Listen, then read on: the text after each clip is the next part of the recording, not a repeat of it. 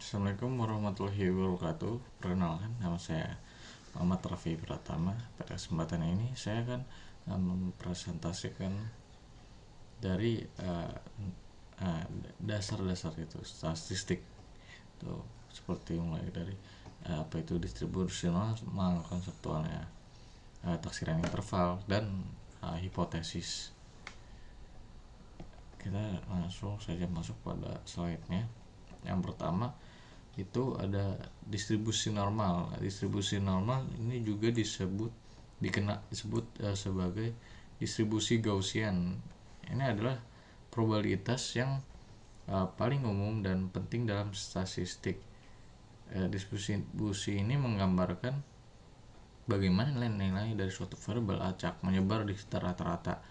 Distribusi normal memiliki bentuk loncengnya simetris yang khas, di mana puncaknya berada di tengah pada nilai rata-rata dan ekornya memanjang ke arah negatif dan positif tanpa batas. Grafik dari distribusi normal disebut kurva lonceng atau kurva Gaussian.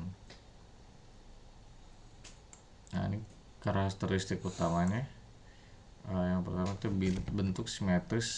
Distribusi normal memiliki rata-rata bentuk simetris di sekitar rata-rata.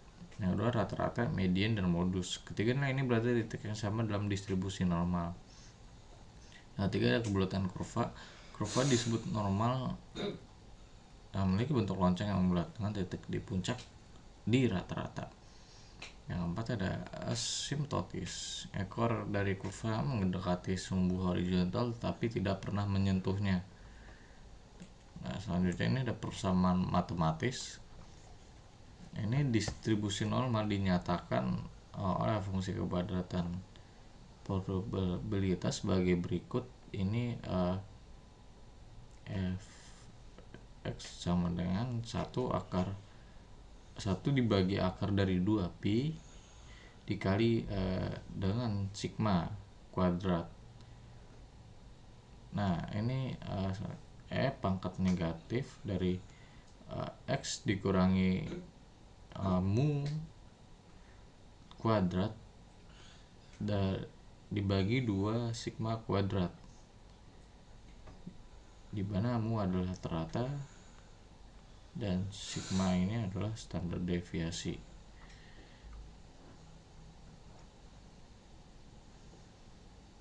Selanjutnya contoh distribusi normal.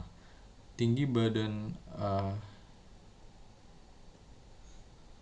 populasi manusia ini seringkali mengikuti distribusi normal. Selanjutnya yang kedua ada skor tes. Skor ujian standar seperti IQ dan SAT seringkali terdistribusi secara normal.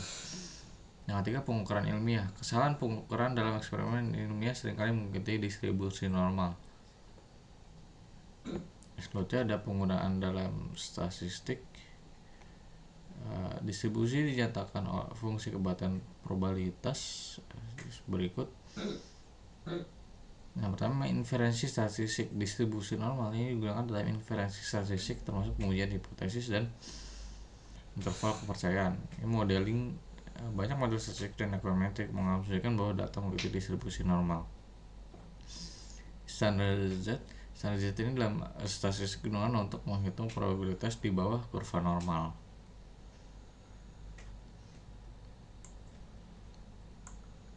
Yang selanjutnya ada pada taksiran interval. Masuk ke taksiran interval. Nah, taksiran interval ini adalah metode dalam statistik yang digunakan untuk memperkirakan tentang nilai di mana parameter populasi yang diketahui seperti rata-rata atau proporsi kemungkinan besar berada. Nah, taksiran interval ini memberikan bukan hanya satu nilai tunggal sebagai taksiran, tapi sebuah rentang yang disertai dengan tingkat keyakinan tertentu.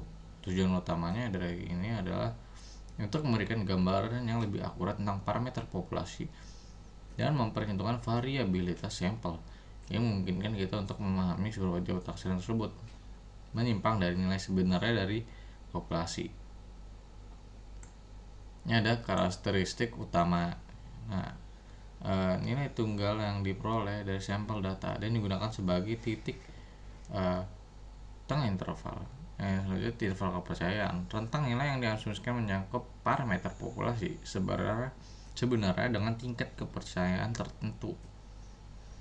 Yang ketiga ada tingkat kepercayaan. Probabilitas biasanya ini dinyatakan dalam persentase bahwa interval kepercayaan tersebut ini menyangkut parameter populasi yang sebenarnya. Ini selanjutnya ada persamaan matematis. Jika kita memiliki sampel besar dan standar deviasi populasi diketahui, ini interval kepercayaan untuk rata-rata populasi mu ini diberikan oleh x bar plus z ini dikali dengan sigma dibagi akar dari n, dimana x nya rata-rata sampel ini, z nilai distribusi normal untuk standar tingkat kepercayaan yang diinginkan.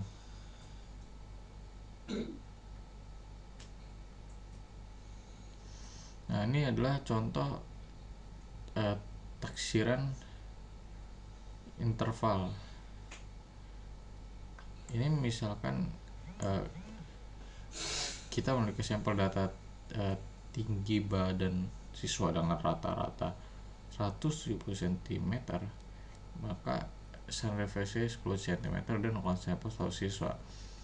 Untuk tingkat kepercayaan 90%, nilai Z adalah 1,96. 170 tambah 196 10 dibagi akar 100. Nah, ini interval kepercayaannya. Selanjutnya ada penggunaan dalam statistik. Ini yang pertama, inferensi statistik digunakan untuk membuat kesimpulan tentang populasi berdasarkan data sampel. Penelitian yang kedua, penelitian ilmiah. Ini menguji teori dan asumsi untuk menggunakan atau menolak klaim tertentu. Yang ketiga ada pengambilan keputusan. Ini membantu dalam pengambilan keputusan berdasarkan data dengan mempertimbangkan ketidakpastian.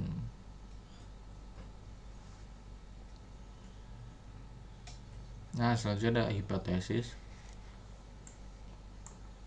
Hipotesis ini adalah proporsi atau pernyataan yang diajukan sebagai penjelasan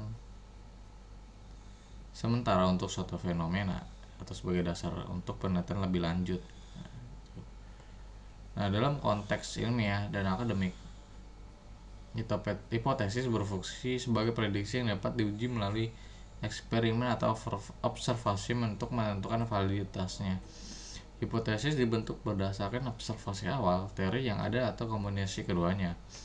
Dalam proses penelitian, hipotesis ini akan diuji melalui pengumpulan dan analisis data untuk melihat apakah bukti yang ada mendukung atau menolaknya.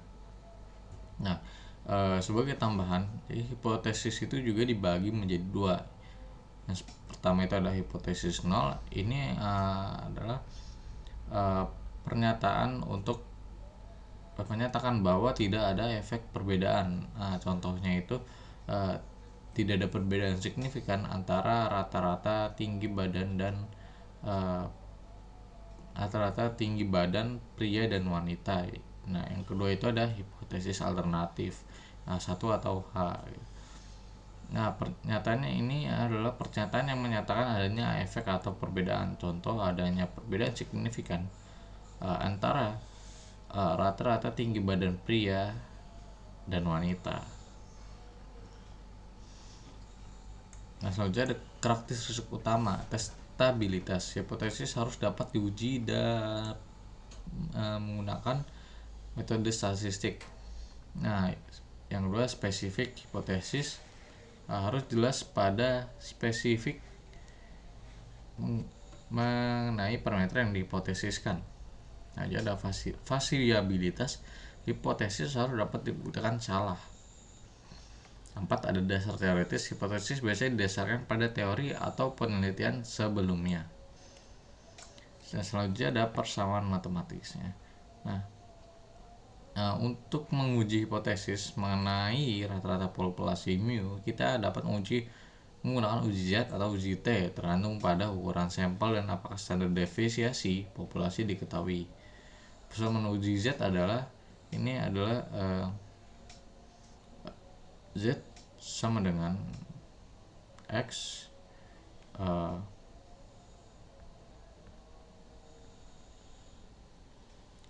Z ini sama dengan X dikurang dari mu dibagi sigma akar N.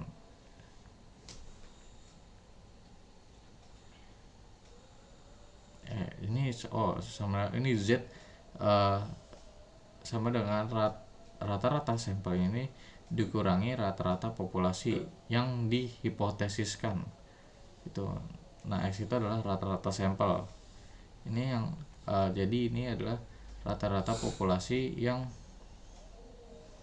dihipotesiskan dibagi dengan standar deviasi populasi itu dibagi akar dari ukuran sampelnya. Ini X, dimana ini X adalah sampel. Nah, ini adalah rata-rata populasi yang dihipotesiskan, dan ini sigma adalah standar deviasi populasi. N adalah ukuran sampel.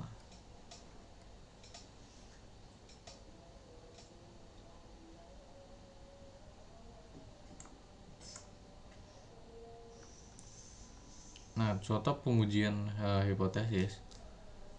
Misalnya kita menguji apakah rata-rata tinggi badan siswa di sebuah sekolah adalah 110 cm. Kita mengambil sampel 100 siswa sini dengan rata-rata tinggi badan 122 cm dan standar deviasi 10 cm. Ini hipotesis adalah 170. Ini Z 172 dikurang dengan 170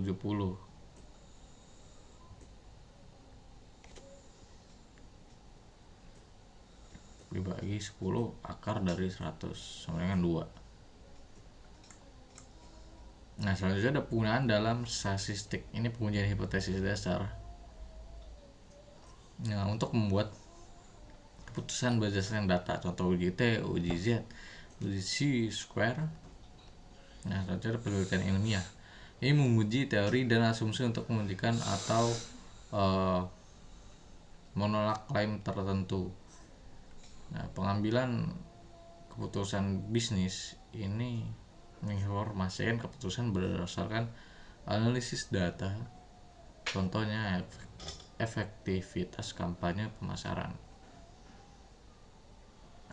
Nah, itu sebelumnya adalah mengenai tentang dari data dasar statistik, mulai dari konseptualnya, distribusi normal, dan seperti taksiran interval, terus hipotesis.